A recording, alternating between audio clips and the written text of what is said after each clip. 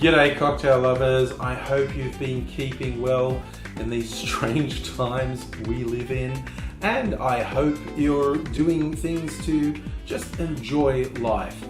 Me, I like the occasional cocktail, and I'm not just trying to cover myself, I do only do it occasionally, and I like to share them with you when I do. In this video, I'm continuing on the Aperitiki cocktail, and this one is much stronger on the aperitivo side, as the original recipe for this cocktail, which is called a Flamingo Milanese, comes from Rita's bar in Milan, and this is a bar that tried to introduce the Tiki side to an Italian clientele who are much more used to the aperitivo style of drink. So it was a very new thing to them. So for a lot of people in other parts of the world, maybe it's the idea of bringing the aperitivo into Tiki that's strangest. But you mentioned the challenge. Someone in Italy actually trying to say, hey, I've made a hybrid with Tiki, with the drinks you're used to, and explaining that to the locals. But apparently it's worked, and this is quite popular. Now, I am doing some substituting in this one, and that might upset the original owner, but this drink is very heavily featuring Campari in the original recipe. Honestly, I cannot fucking stand Campari. It's just way too pitiful. And I've got a lot of alternatives that I can substitute in.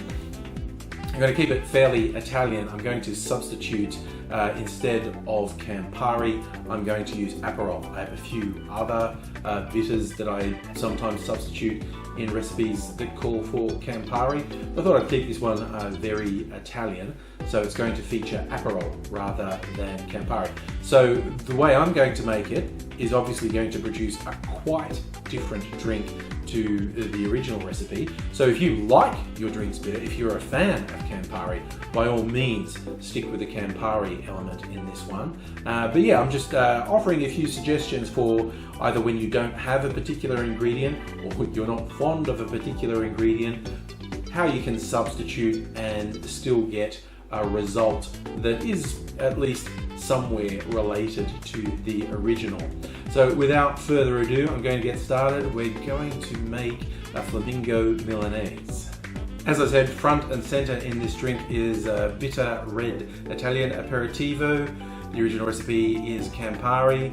I'm going for Aperol, and it's 1.5 ounces or 45 mils of your red aperitivo going in. This drink also calls for 1/3 ounce of Galliano. Now that's something I don't have on hand. If you're not familiar with Galliano, its dominant flavors are vanilla and anise. So I'm going to do some substitutions. This drink, the recipe also calls for a couple of dashes of absinthe. So what I'm going to do for the vanilla side, I'm going to substitute liquor 43, which I have on hand. So I'm going to use slightly less liquor 43. I'm going to put about 1/4 ounce in, and I'm going to put slightly more absinthe in to compensate for the fact that liquor 43 doesn't have the anise element that Galliano does. So if you have Galliano, 1/3 ounce, as I said, I'm improvising, so I'm going with about 1/4 ounce, 7.5 mils of liquor 43. Starting to get more in the Tiki side of things now, I'm going to put in 1/2 ounce of Cachaca. If you're not familiar with Cachaca, it's a cousin of rum. It comes from Peru. It's a bit more like rum agricole than actual rum, it's made from cane syrup rather than molasses. So they're both byproducts of sugarcane, but molasses is essentially boiled down cane syrup, so it produces a different flavor profile. You get, as people like to say, this is a bit more grassy.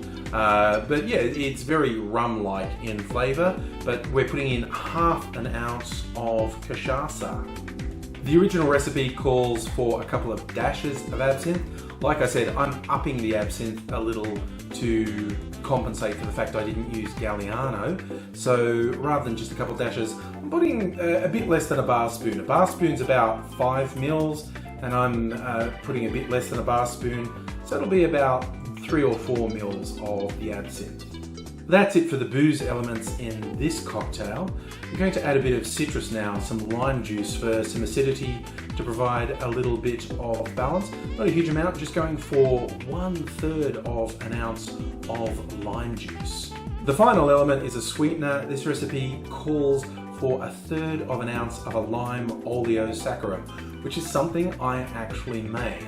I've talked about this in other videos. If you don't know what oleosaccharum is, it's basically a sugar syrup that includes the oils from citrus. How you make it, it's quite simple.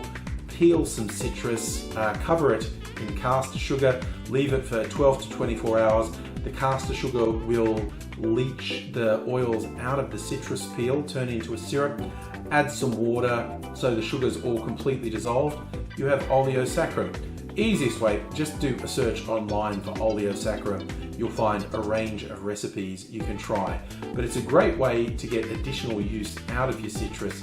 If you're just juicing a lot of citrus to make drinks, you get a bit of extra use out of the peel by making an oleosaccharum. So it is a sweetener, but it's got a really nice citrus tang along with it.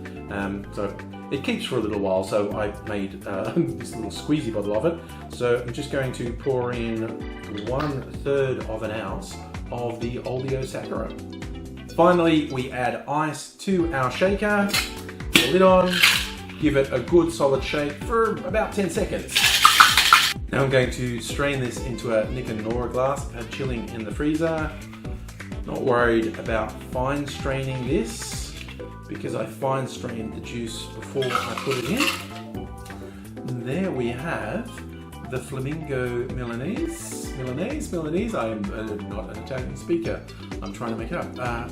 So you've got that lovely colour from the red aperitivo, and it's a very appealing looking drink. There's no strong aroma from it, but let's give it a taste.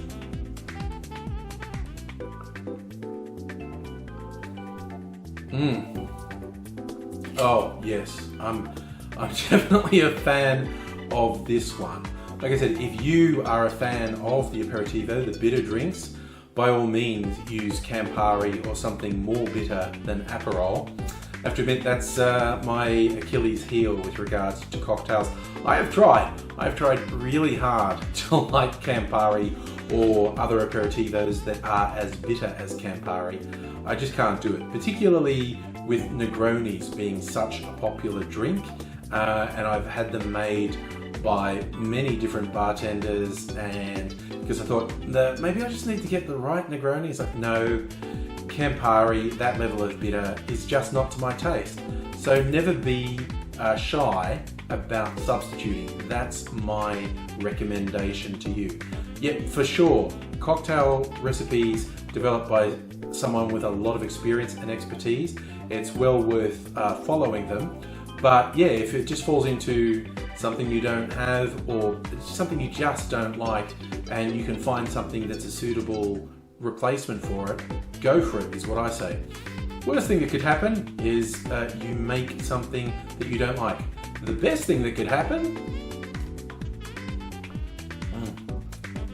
you make something you do like.